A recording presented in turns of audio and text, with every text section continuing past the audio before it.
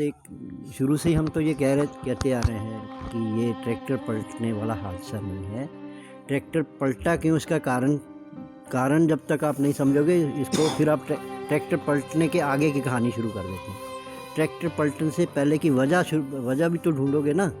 वजह क्लियर है कि जब वो ट्रैक्टर वो चला रहा था तो गोली उसके लगी यहाँ और गोली क्रॉस करके उसके ब्रेन से निकली। जब सब एकदम मतलब ब्रेन डेड हो गया तो आदमी डेड है।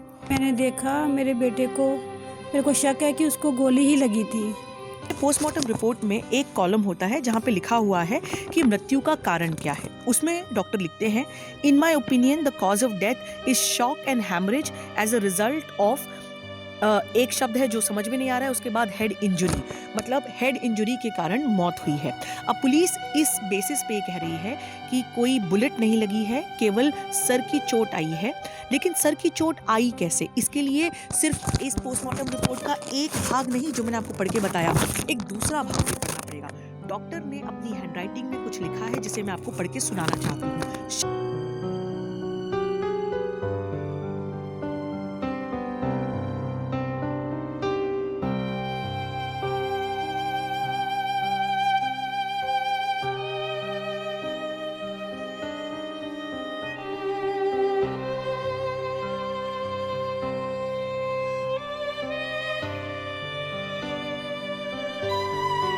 डॉक्टरों की टीम से इनका पोस्टमार्टम हुआ था और उसमें गोली की पुष्टि नहीं हुई है। एंटी मार्टम इंजरी से इनकी डेथ हुई है। ट्रैक्टर जो वीडियो भी वायरल हो रहा था, ट्रैक्टर पलट गया था, उससे जो इनको चोटें आई थी उसकी वजह से इनकी डेथ हुई है। आज इनका अंतिम संस्कार शांतिपूर्ण तरीके से संपन्न हो गया उनके गांव में। और सब गणतंत्र दिवस पर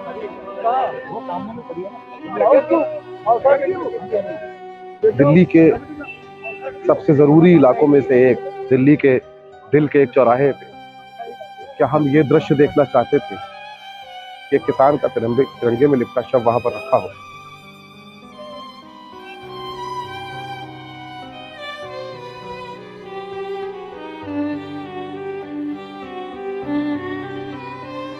The law of sedition, which of course should have been abolished a long while ago, has been used recklessly to intimidate and harass journalists doing their job.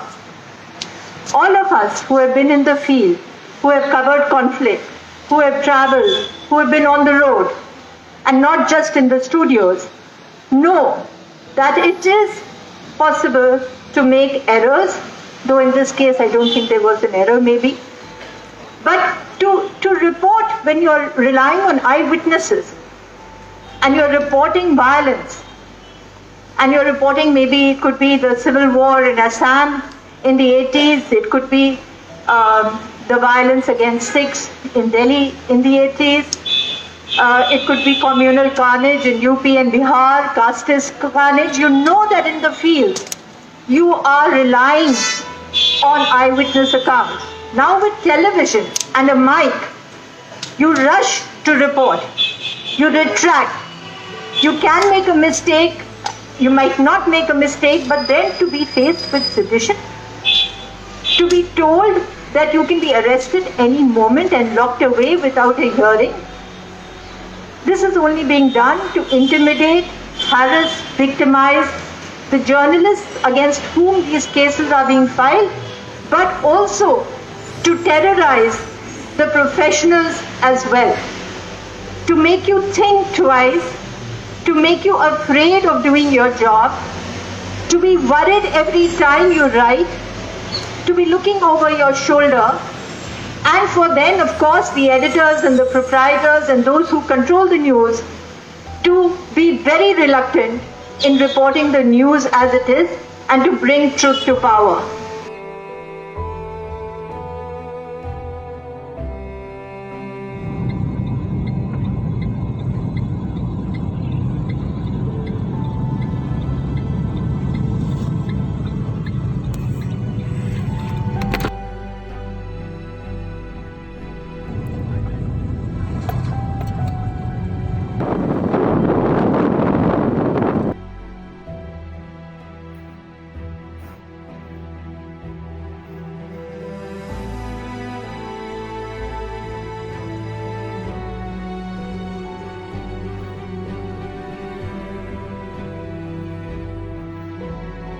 ये डिबडिबा गांव है, तहसील बिलासपुर है और ज़िला है उत्तर प्रदेश का रामपुर।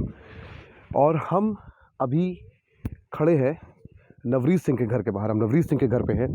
नवरीत सिंह का घर है ये। नवरीत सिंह वो नौजवान थे, वो नौजवान किसान थे जिनका इंतकाल 26 जनवरी को ITO पर हुआ था, जहाँ पर स्टेट या सरकार का कहना है, पुलिस का कहना है कि वो ट्रैक्टर पलटने से उनका देहांत हुआ, लेकिन उनके परिवार का कहना कुछ और है। और हम इस स्टोरी को आपके सामने लाने के लिए उनके परिवार से मिलने आए हैं और हम कोशिश करेंगे कि हमको कुछ डॉक्यूमेंटल एविडेंसेस मिले उनका परिवार और परिजन जो कह रहे हैं उसको लेके, और हम कोशिश करेंगे कि इस कहानी का सच जो है, उसका जो दूसरा पहलू है, वो आपके सामने ला पाएँ सीधे उनके परिवार से बात करके। गणतंत्र दिवस पर दिल्ली के दिल में लहराते हुए तिरंगों की जो दिन की शुरुआत बहुत उल्लास से हुई थी किसान आंदोलन में, उसकी शाम बहुत उदास थी। तिरंगे वही थे, दिल्ली वही थी, लेकिन दिल्ली के दिल में एक मुख्य सड़क पे एक शव रखा हुआ था और उस पर भी तिरंगा था। लहराते तिरंगों के बीच की उदासी जो है, वो एक नौजवान की अचानक ज़िंदगी गंवा देने से आई थी। और नवरीत नाम था, 24 साल का नौजवान था। नवरीत के दादाजी जो हैं हमारे साथ हैं और हम कोशिश करेंगे जितनी बात उनसे कर पाएँ हम कर पाएँ, और हम कोशिश करेंगे कि नवरीत की मृत्यु को लेकर जो सारी बातें कही जा रही हैं, उनमें कौन सी ऐसी बातें हैं जो अब तक दिल्ली या देश में नहीं पहुंची हैं, जो मेन स्ट्रीम मीडिया ने आपको नहीं दिखाई हैं, वो जो है आप तक पहुंच पाएँ। आपका बहुत सबसे पहले शुक्रिया हमसे बात करने का समय निकालने के लिए, और मैं समझ सकता हूँ आप अभी किस मनस्थिति में होंगे। सबसे पहला सवाल तो ये है कि नवरीत जो है वो जब गया आंदोलन में, तो उससे पहले कुछ बात हुई थी उससे आपकी? मैं तो यहाँ से निकल गया था 27-28 नवंबर को जी। बस उससे पहले मेरी मुलाकात जो उसके साथ क्या हुई। सोचता था वो इस आंदोलन को लेके, या एक नौजवान के तौर पे? स्टार्टिंग में ही जब ये आंदोलन दिल्ली की तरफ बढ़ रहा था तो एक्साइटमेंट तो थी उसके दिमाग में। मेरे साथ उसने बातें भी की भी डैडी, वो मुझे डैडी ही कहता था जी। भी डैडी की होगा, मैंने पूछता सी हो तो मैं कैसी हले तब अभी तो बेटा सब चीज़ें गर्भ में है, मतलब क्या इसका भविष्य होगा। लेकिन मुझे लगता है कि जिस तरह का ये आंदोलन है, ये उन सभी आंदोलनों के लिए एक बहुत बड़ा प्लेटफॉर्म होगा और उनको एक जैसे हम कहते हैं ना, कवर देगा उन आंदोलनों को। और इसमें बाकी के सारे आंदोलन जो हैं, जो इन्होंने दबा रखे हैं, धीरे धीरे वो आंदोलन इसमें जुड़ेंगे। मैंने उसको समझाने के लिए सब मोटी मोटी बातें हमारी हुई थी जी। तो वो मुझसे कह रहा था कि डैडी मैं भी जाना चाहता हूँ। तो मेरे से ये भी कहता था कि मेरे मम्मी पापा मुझे जाने नहीं देंगे। मैंने कहा चलो कोई बात नहीं, अभी मैं जा ही तो रहा हूँ ना, फिर देखेंगे जैसा माहौल बनेगा जी। जैसा वक्त आएगा। तो फिर मैंने बच्चे तो मुझे पता था जाने के लिए तैयार ही थे। फिर मैंने बच्चों के इसके फादर से भी बात की और उसके छोटे भाई से, इसके चाचा से भी बात की। मैंने कहा यार वैसे तो ठीक है, माँ बाप के तौर पे आपको डर भी लगता होगा, लेकिन बच्चों को ये देखना ज़रूर चाहिए, इस आंदोलन के बारे में समझना चाहिए कि आंदोलन क्यों है, किस लिए है।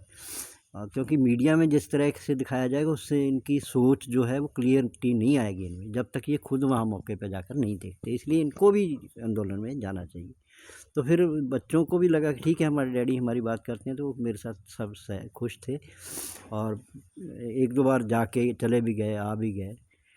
तो उस दिन भी 23 तारीख को फिर चले गए थे दोबारा जी।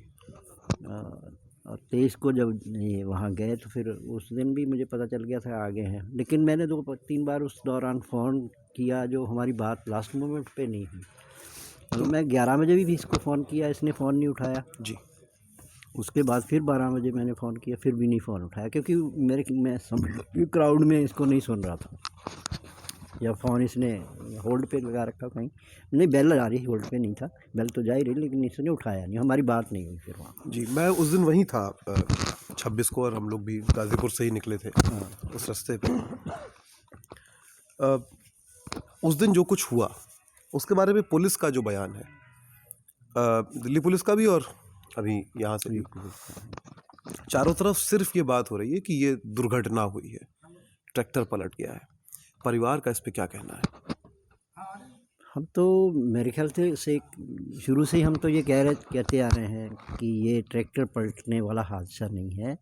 ट्रैक्टर पलटा क्यों, इसका कारण जब तक आप नहीं समझोगे इसको, फिर आप ट्रैक्टर पलटने के आगे की कहानी शुरू कर देते हैं। ट्रैक्टर पलटने से पहले की वजह भी तो ढूंढोगे ना। वजह क्लियर है कि जब वो ट्रैक्टर वो चला रहा था तो गोली उसके लगी यहाँ, और गोली क्रॉस करके उसके ब्रेन से निकली। जब सब एकदम मतलब ब्रेन डेड हो गया तो आदमी डेड है, तो फिर ट्रैक्टर आउट ऑफ कंट्रोल हुआ है, उसके बाद ये ट्रैक्टर से गिरा है जो दिखाया जा रहा है। तो वो कहानी वहाँ से शुरू करना चाहते हैं, जो कहानी जहाँ से शुरू हुई है गोली लगने से, वो इसको इससे यहाँ से शुरू नहीं करना चाहते। असल कहानी है कि पहले उसके गोली लगी, फिर ब्रेन डेड हुआ, फिर ट्रैक्टर पलटा, और फिर वो सड़क पे गिरा। पर गोली लगने की बात कहीं नहीं कही जा रही है। देखो, गोली लगने की बात सरकार क्यों कहेगी? सरकार तो ये कहेगी कि वहाँ गोली चली ही नहीं, ठीक है ना, जबकि गोलियाँ चली हैं। वहाँ के जो एविडेंस हैं, जो मौके पे लोग हैं, वो सारी वीडियो बाहर हैं। वो लोग चिल्ला के कह रहे हैं कि गोली लगी है भैया, गोली लगी है। तो वो गोली वालों की तरफ इशारा भी कर रहे हैं कि यही पुलिस वाले हैं जिन्होंने गोली मारी। वो सामने खड़े हैं, वो पुलिस वाले पीछे जो हटते नज़र आ रहे हैं फिर जब बच्चों ने उसके बाद। लेकिन पोस्टमार्टम रिपोर्ट में भी कहीं जिक्र नहीं है गोली का। जो पोस्टमार्टम रिपोर्ट में उन्होंने सारी चीज़ें अपनी तरफ से लिखी हैं, उन्होंने जब फाइनल फैसले में ये नहीं लिखा कि गोली से मौत हुई है, लेकिन जो उसने लिखा है कि एक बूम यहाँ से एंटर हुआ और अंदर से निकल के हुए, जिससे ब्रेन बाहर गया है, उसकी वजह से डेथ हुई है। तो वो वजह जो डॉक्टर क्लियर लिख रहा है कि एक बूम एंटर हुआ, तो वो बूम क्या है? अगर कोई रॉड होती, कोई ट्रैक्टर की रॉड होती या कोई और रॉड होती, तो वो अंदर रहती, वो ऐसे थोड़ी पास हो जाती, वो कोई प्रेशर से थोड़ी पास हो जाती है। एक्सरे की रिपोर्ट मिली कोई आपको स्कल के? हाँ, एक्सरे की रिपोर्ट तो हमें तो नहीं मिली, लेकिन एक्सरे मेरे भतीजे के सामने हुआ था, और उसमें वो जो एक्सरे ले रहा था उसने उसको वहाँ सब चीज़ दिखा दी थी भी ये चीज़ यहाँ से एंटर हुई है। ये देखो 3 इंच का जो अंदर जाने का जो एरिया है, ये लाइन जा रही है, ये यहाँ से गोली बाहर निकली है, वो सारा उन्होंने। तो पुलिस ने तो देखिए अपनी ओर से FIR केस जो उनको फाइल करना होता है, हाँ, वो कर दिया। आप लोग इस पे इन्वेस्टिगेशन के लिए, जांच के लिए कोई केस फाइल करने की तैयारी करेंगे? अभी हम आपको पता है इतने बड़े हादसे के बाद इतनी जल्दी आदमी अपने आप को नहीं खड़ा कर पाता, लेकिन फिर भी हम लॉयर्स के साथ कोई डिस्कशन जो है वो हमारी चल रही है, कैसे कहाँ केस फाइल करना है, क्या लिखना है, क्या उसमें हो, वो सारी चीज़ें तो अभी तय होने वाली है। तय होंगी तो फिर बाद में केस करें। तो हम मीडिया विजन के लिए मैं और अवधि बंसल इस समय रामपुर ज़िले, यूपी के रामपुर ज़िले की बिलासपुर तहसील के डिबडिबा गांव में है, नवरीत सिंह के घर पे, जिनकी मृत्यु 26 जनवरी 2021 को ITO चौराहे पर हुई थी। पहले मुलाकात करवाते हैं आपके पिताजी से, नवरीत सिंह जी के पिताजी से, विक्रम सिंह जी सीनियर, और उन्होंने हमें दी है ये पोस्टमार्टम रिपोर्ट। इस पर काफ़ी जो है पूरा बवाल मचा हुआ है कि पोस्टमार्टम रिपोर्ट में क्या लिखा है, क्या नहीं लिखा है। चूँकि मैं वकील हूँ, मैं देखना चाहती थी खुद की पोस्टमार्टम रिपोर्ट में क्या लिखा है। सिर्फ जो लिखा है, अपना ओपिनियन दिए बिना, सिर्फ शब्दतः वो मैं आपको पढ़ देती हूँ। देखिए, पोस्टमार्टम रिपोर्ट में एक कॉलम होता है जहाँ पे लिखा हुआ है कि मृत्यु का कारण क्या है। उसमें डॉक्टर लिखते हैं, in my opinion the cause of death is shock and haemorrhage as a result of, एक शब्द है जो समझ में नहीं आ रहा है, उसके बाद हेड इंजरी, मतलब हेड इंजरी के कारण मौत हुई है। अब पुलिस इस बेसिस पे कह रही है कि कोई बुलेट नहीं लगी है, केवल सर की चोट आई है। लेकिन सर की चोट आई कैसे, इसके लिए सिर्फ इस पोस्टमार्टम रिपोर्ट का एक भाग नहीं जो मैंने आपको पढ़ के बताया, एक दूसरा भाग भी पढ़ना पड़ेगा। डॉक्टर ने अपनी हैंडराइटिंग में कुछ लिखा है जिसे मैं आपको पढ़ के सुनाना चाहती हूँ शब्दतः। PM मतलब postmortem done on the body of Navreet Singh aged about 24 years, son of Shri Vikramreet Singh ji, जो हमारे पीछे खड़े हैं, हमारे साथ हैं। विलेज डिबडिबा, विलेज का नाम लिखा है डिबडिबा। PS मतलब police station Bilaspur, district Rampur. Body sent by SHO Bilaspur with 10 police papers. FIR number 67, seal found intact. Postmortem done under adequate artificial light. ठीक है, कुछ शब्द हैं उसके बाद जो मिसिंग है। इसमें जो इम्पोर्टेंट पार्ट है मैं उस पर आपका ध्यान दिलाना चाहती हूँ। इसमें डॉक्टर ने 6 इंजुरीज बताई हैं which have been described as ante mortem injuries. जो लोग कानून नहीं समझते उन्हें समझा दूं कि एंटी मॉर्टम का मतलब होता है कि मरने के पहले जो शरीर पे इंजुरीज आई वो 6 बताई गई हैं। ये 6 इंजुरीज क्या हैं? पहला बोला गया है LW। फर्स्ट LW का मतलब होता है लैसिक्रेटेड वुंड, मतलब कटा पिटा घाव।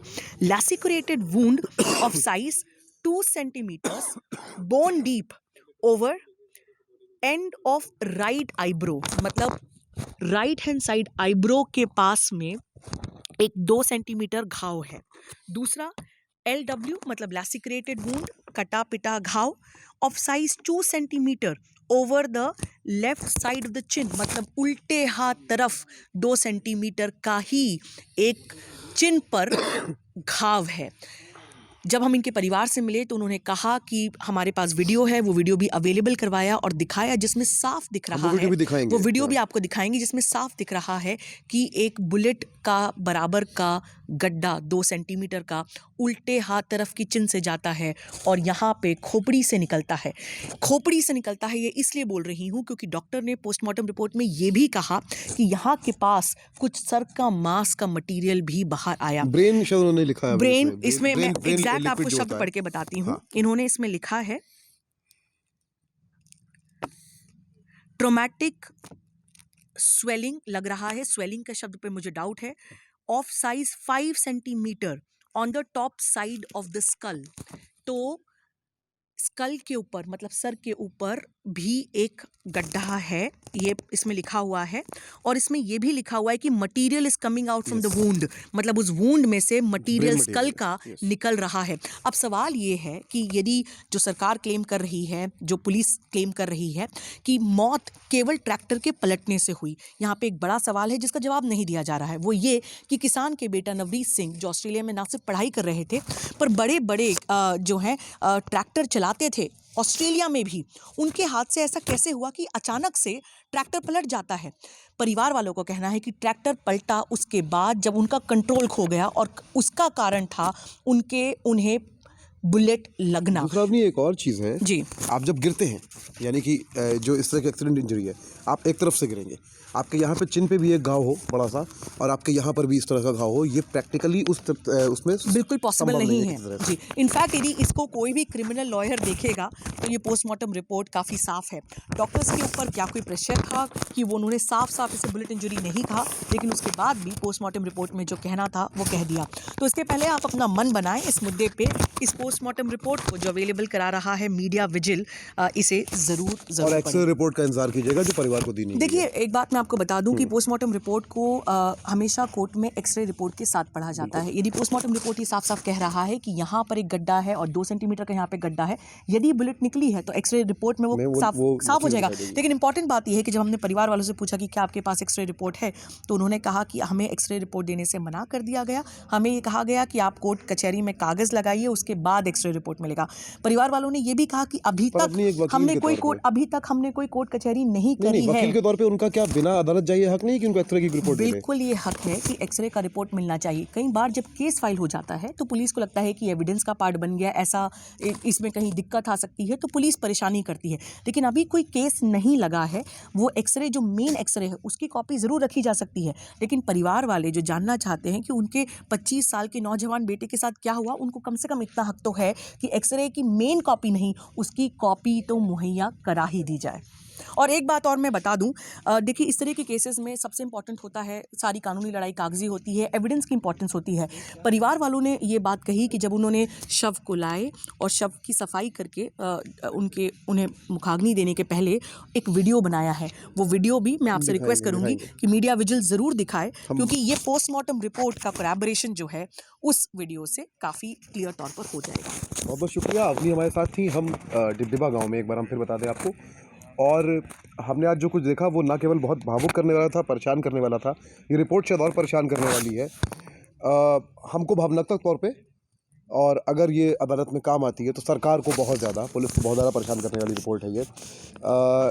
देखते हैं आगे इस केस में क्या होता है। हम अपनी तरफ से कुछ नहीं इसमें जोड़ रहे हैं, जो कुछ है इस पोस्टमार्टम रिपोर्ट में है, जो कुछ है जो परिवार से हमारी बात हुई थी वो है।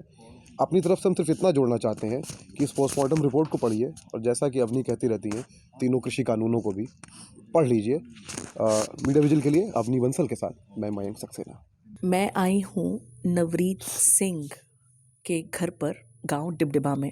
नवरीत सिंह की मृत्यु हो गई 26 जनवरी 2021 को, और सरकार का ये कहना है कि ट्रैक्टर पलटने के कारण हुई।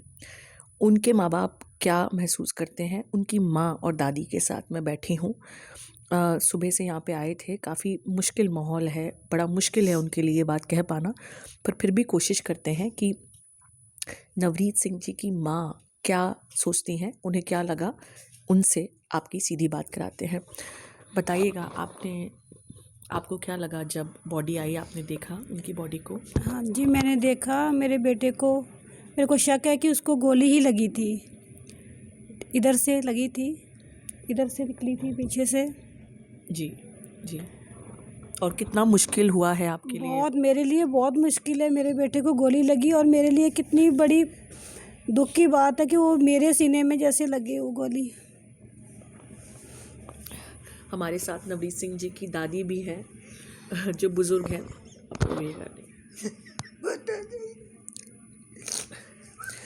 महिलाएं, उनकी आवाज़ पहुंच नहीं पाती है, उनका दर्द दिखा पाना बड़ा मुश्किल काम होता है। लेकिन दादी जी, आप रोइए मत, प्लीज़ रोइए मत। आपने देखा जब उनकी बॉडी आई, क्या लगा आपको, क्या लगा? ऐसा ही कह रहे, गोली लगी, गोली।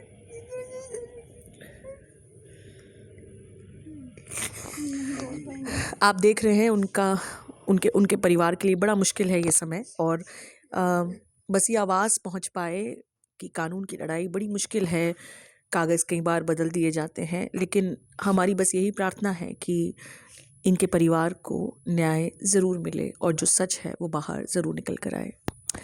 नवरीत जी जब घर से गए तो क्या कहकर गए आपको, क्या बातचीत हुई आपकी आखिरी उनसे? बस वही किसानों का जो वहाँ आंदोलन चल रहा है, तो गए थे सब लोग। तो 23 को मेरा बेटा बोला कि मम्मी मेरे को भी जाना है, तो मैंने भेज दिया, बता के गया है मेरे से। जी जी जी, तो उसने कहा था कि मैं 25 को आ जाऊँगा, वो नहीं आया वहाँ। 26 को ये घटना हो गई। दादी जी आपसे कुछ बोल के गए थे नवरीत जी, आखिरी क्या बोला आपसे? ऐसे नहीं मिले, मिल ही नहीं पाए, नहीं मिले, मिल ही नहीं पाए आपसे। आपको सरकार से कुछ कहना है? हाँ जी, सरकार से कहना है हमारा कि हमें इंसाफ चाहिए। जी हाँ जी, हमें इंसाफ चाहिए।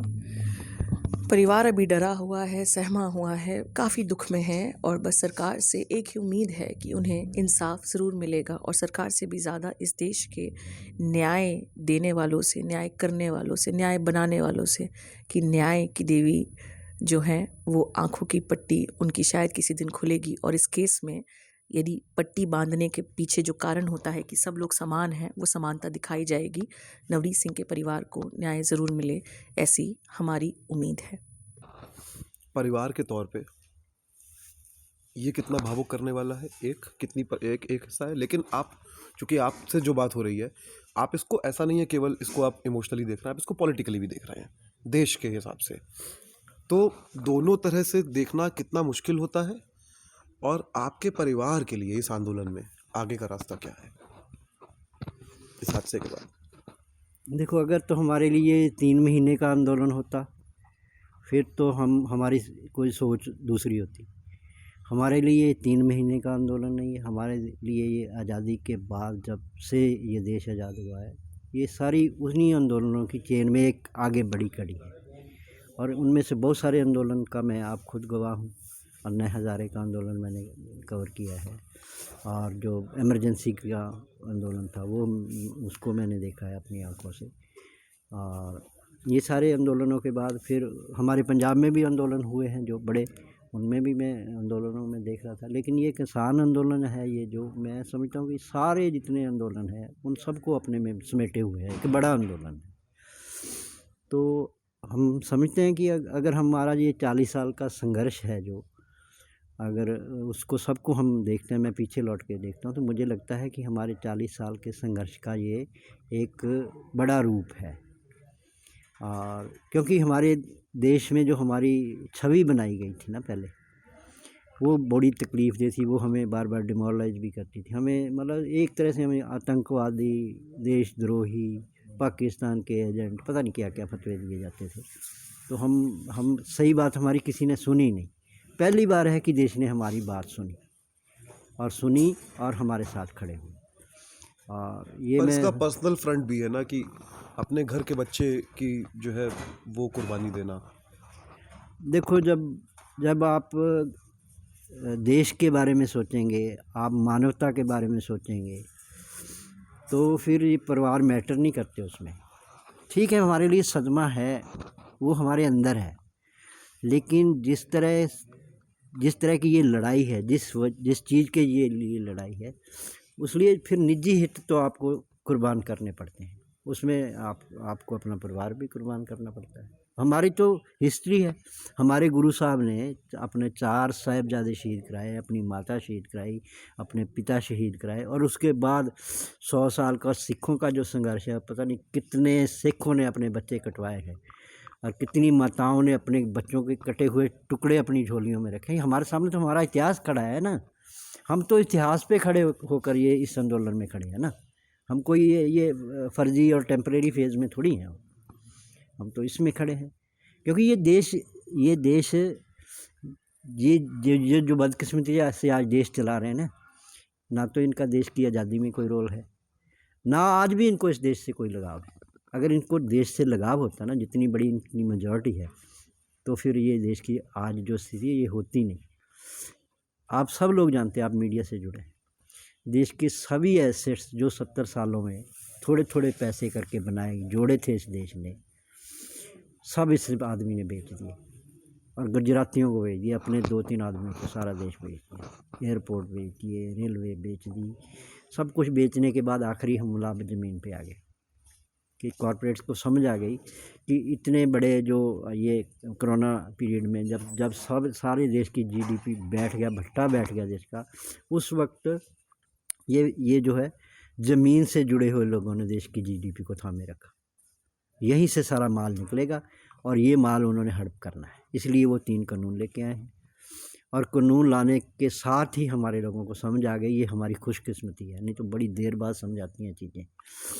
तो उसी दिन से ये आंदोलन है। आपका परिवार अभी भी आंदोलन में शामिल रहेगा, सक्रिय रहेगा?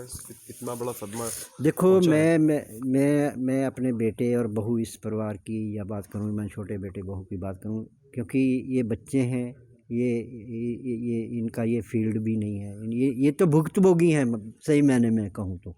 क्योंकि मैं तो इनको हमेशा रोते ही छोड़ के जाता था जब से ये बच्चे हैं। जब मैं घर से निकलता था ये तब भी रोते थे, और आज मैं घर आया हूँ तो ये अब भी रो रहे हैं, क्योंकि इनके लिए तो मैं बतौर फादर तो मैं इनके लिए कुछ कर ही नहीं पाया जैसा इंडिविजुअल करना।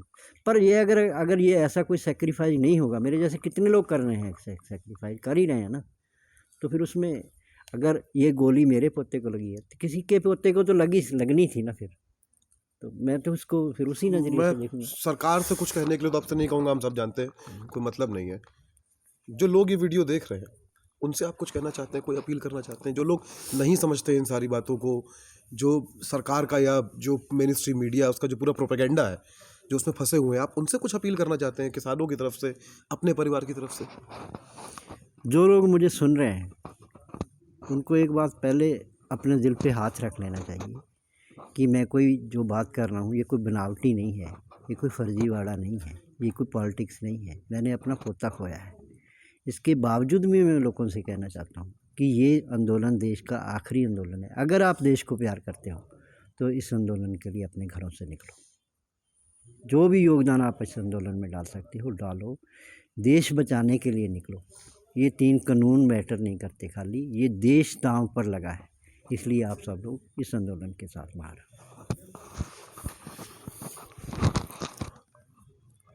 पाकिस्तान के मशहूर शायर फैज़ अहमद फैज़ अपनी एक नज़्म में कहते हैं कि निसार मैं तेरी गलियों पे वतन की जहाँ चली है रस्म की कोई न सर उठा के चले, जो कोई चाहने वाला तवाफ़ को निकले नज़र झुका के चले, जिस्म जाँ बचा के चले। उसी के एक हिस्से में वो इस लड़ाई की बात करते हैं और वो कहते हैं कि यूं ही हमेशा उलझती रही है जुल्म से खल्क, ना उनकी रस्म नई है ना अपनी रीत नई, यूं ही हमेशा खिलाए हैं हमने आग में फूल, ना उनकी हार नई है ना अपनी जीत नई। कुछ और नहीं कहना चाहूँगा। भगत सिंह की माँ ने उनको फांसी के बाद एक पर्चा बंटवाया था पंजाब के गांव-गांव में। आप गूगल करेंगे आपको मिल जाएगा, आपको उसको पढ़ना चाहिए। बाकी सारी बातें जो है वो नवरीत के दादाजी ने कह दी हैं। अगर इसके बाद भी कुछ कहना बाकी है तो वो आपको कहना है, वो हमारी तरफ से नहीं है। डिबडिबा गांव से मीडिया विजुअल के लिए मयंक सक्सेना।